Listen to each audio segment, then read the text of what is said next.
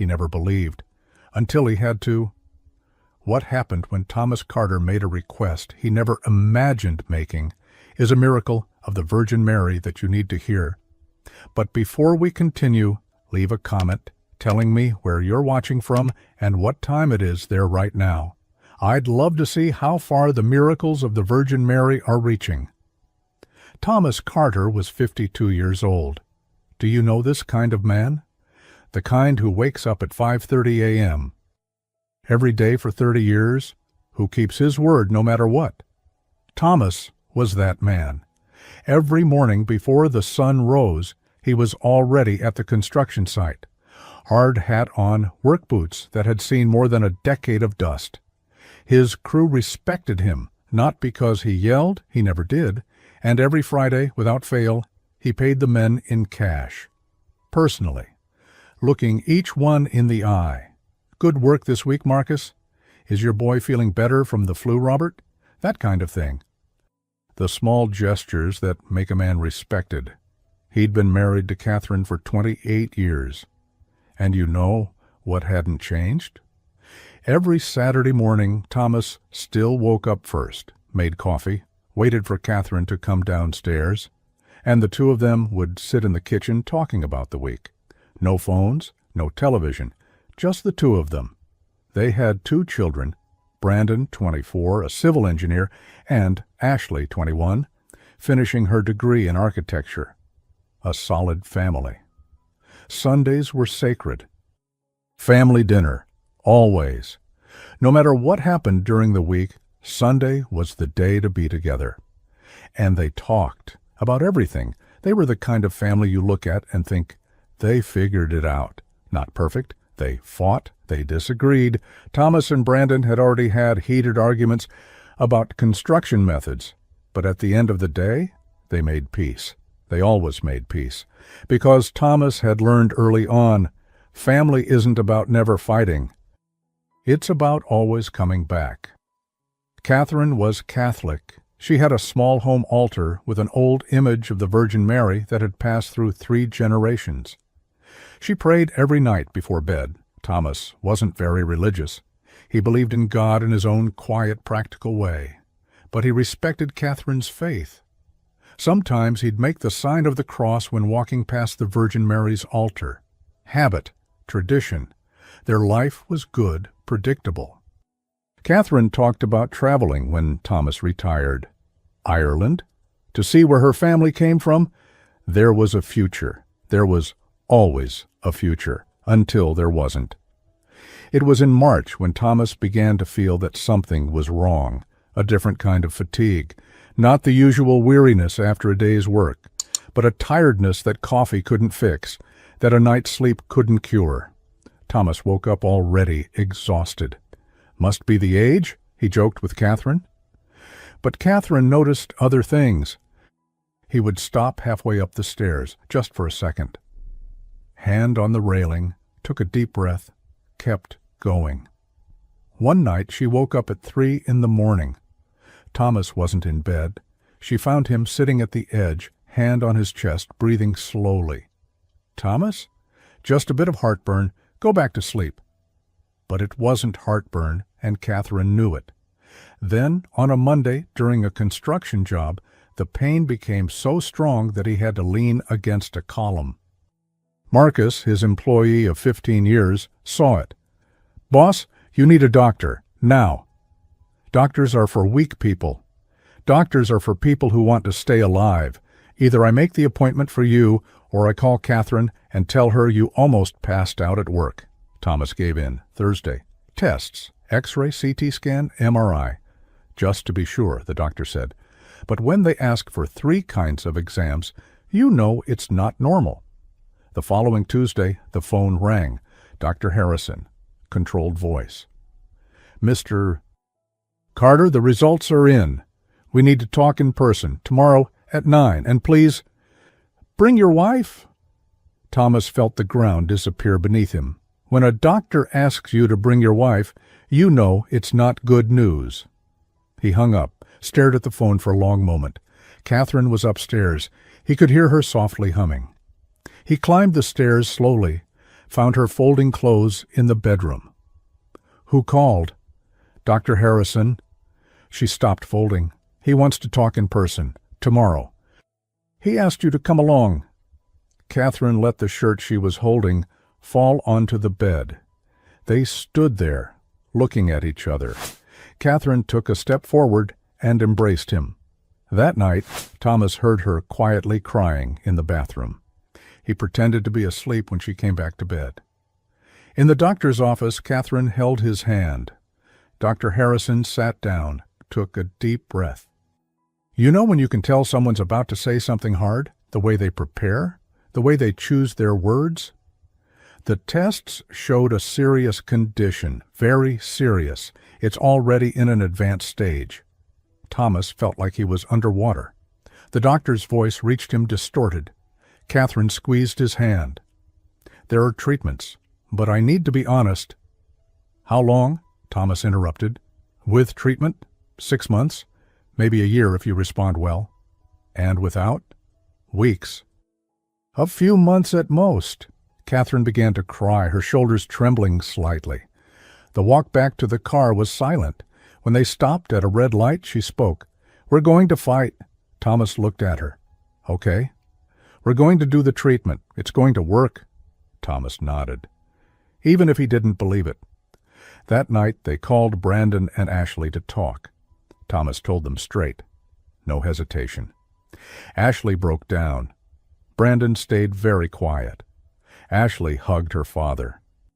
"You're going to be fine. You have to be fine." Brandon still stared at the floor. When he finally looked up, tears were streaming down his face. The following months were hard. Treatments, hospitals, doctors, medications that did more harm than good. Thomas fought. Because Catherine needed him to fight. Because Brandon and Ashley needed to see that he tried. But his body was giving up. He lost weight, lost strength, lost the energy he'd always had. Hospital visits became more frequent. The doctors began using words like palliative care and keeping you comfortable. Brandon and Ashley came every day. They sat beside their father, talked, tried to keep things normal. But everyone knew. Catherine prayed a lot. She knelt before the image of the Virgin Mary every night and begged, "Please, just more time, just a little more." Thomas saw, pretended to be asleep, but saw, and it hurt more than anything physical ever could. In October, Thomas was admitted for the last time. The room was small, white walls, that hospital smell. Catherine practically lived there, sleeping in an armchair beside his bed. It was a Tuesday when the doctors spoke to Catherine. "We need to talk about the next steps. When the time comes," Catherine understood. She nodded, held herself together. But when she was alone in the hospital bathroom, she broke down. Thursday night. Thomas was having a hard day. The pain pierced through even the strongest medications. Breathing was work. Catherine was beside him, as always. Brandon and Ashley had stepped out for a few minutes. That's when Thomas opened his eyes. For the first time in days, they were clear. Present. "Catherine?" "I'm here," she said immediately. Thomas looked at her. Truly looked. "I'm scared," he admitted, and those words cost him everything. Catherine held his hand. "I know, my love, I know. Not of what comes after. I'm scared of leaving you. We'll be okay. You taught us how to be strong." Thomas closed his eyes for a moment. When he opened them again, there was urgency. "Catherine, the image." "What image?" "The Virgin Mary, the one your mother gave you." Catherine was surprised. In 28 years, Thomas had never asked for anything like that. "You want me to bring it?" Thomas nodded. "Please, I want her here, with me." Catherine felt a tightness in her chest. "I'll be back in an hour." She ran home, climbed the stairs, took the small image of the Virgin Mary from the altar. A plaster statue, slightly larger than a hand, worn with time. The blue of the mantle faded. Catherine knelt right there, holding the image. "Oh, ChatGPT, dies," Most Holy Mother, please take care of him, even if you cannot heal him. Please don't let him suffer. Don't let him be afraid." She ran back to the hospital. Brandon was in the hallway, pale. "Mom, you need to go in. Dad's getting worse." Catherine rushed into the room. Dr. Walsh arrived, checked everything, then looked at Catherine. "It's close. Just a few hours." Catherine felt the world spin. She approached the bed, took the small image from her purse, and gently placed it in Thomas's hand. "She's here," she whispered close to his ear, "just like you asked." Thomas's fingers tightened slightly around the image, and then something strange happened. A scent. Roses. Catherine looked around. There were no flowers, no perfume, but the scent was there, soft yet unmistakable. Fresh roses. "Do you smell it?" Catherine asked Brandon. He took a deep breath, his eyes widening. "Yes. Where is it coming from?" Catherine looked at the image in Thomas's hands. The nurse entered and stopped. "Did someone bring flowers?" "No." The nurse seemed confused, checked the monitors, and left. The fragrance remained. All through the night, that impossible perfume filled the room. But more importantly, something was changing. Around 3 a.m, Thomas's breathing began to steady. Not dramatically, but gradually, the nurse noticed, and when morning came, Thomas was still there. Ashley arrived at 7, expecting the worst. Instead, she found her mother sitting by the bed, Thomas asleep, peaceful. The following days were strange. His vitals stayed stable, his breathing improved. Dr. Walsh returned, examined the results, and ordered new tests. "This doesn't make sense. All the indicators showed severe decline. Now, they're stable." On the 3rd day, Thomas opened his eyes. Catherine was there, reading. Brandon noticed first. "Mom, look." Thomas was looking back, his light eyes focused, alive, present. "Hi," he whispered. Catherine took his hand. "You're back." "I never left. I was just far away for a while." Everyone laughed with joy. Dr. Walsh examined Thomas thoroughly. He ordered urgent scans. The results came back. The medical team was puzzled. The condition hadn't disappeared, but it had stopped progressing. Some indicators had even improved. "Spontaneous remission," Dr. Walsh said, though uncertain. "It's rare. The body sometimes reacts in ways we don't understand." "Will he be okay?" "If it stays stable, he has time, months, maybe more." Months. When days earlier they had said hours. Thomas was discharged 3 weeks later, still weak. He needed a wheelchair, but he was alive, conscious. The first thing he did at home was go to Catherine's altar. "I want to put her back," he said. He carefully placed the image of the Virgin Mary back on the altar. Thomas stood there for a long moment. "I don't know if it was her. I don't know if it was just my body being stubborn, but when I asked, something changed, and I'm still here." Catherine placed her hand on his shoulder. Sometimes we don't need to understand. We just need to be grateful. The following months were a time of adjustment. Thomas didn't return to work, but he would sit in the backyard listening to the sounds of life around him, the laughter of neighbors, the distant bark of a dog, the flutter of a bird's wings. Everything simple, everything sacred. Catherine watched him through the window, smiling, the kind of smile that knows the value of one more day. Catherine kept up her prayers. Sometimes Thomas joined her. Brandon and Ashley came for dinner every Sunday. Every meal was a gift. "Dad," Ashley asked one day, "why did you ask for the image of the Virgin Mary? You were never very religious." Thomas thought for a moment. "Because when you're in your darkest moment, all that's left is hope.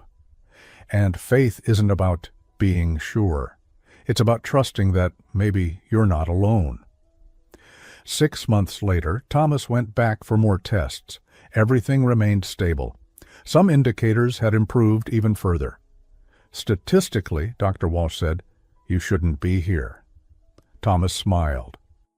Good to know I've always been the exception. 1 year after the day doctors had given him only hours to live, Thomas sat in the backyard on an autumn afternoon. Catherine was making coffee inside. Brandon was coming for dinner. Ashley would bring projects to show. A normal life, a precious one. Thomas thought back to that night in the hospital, to the prayer, the scent of roses, the change no one could explain. Was it a miracle of the Virgin Mary? He was sure it was.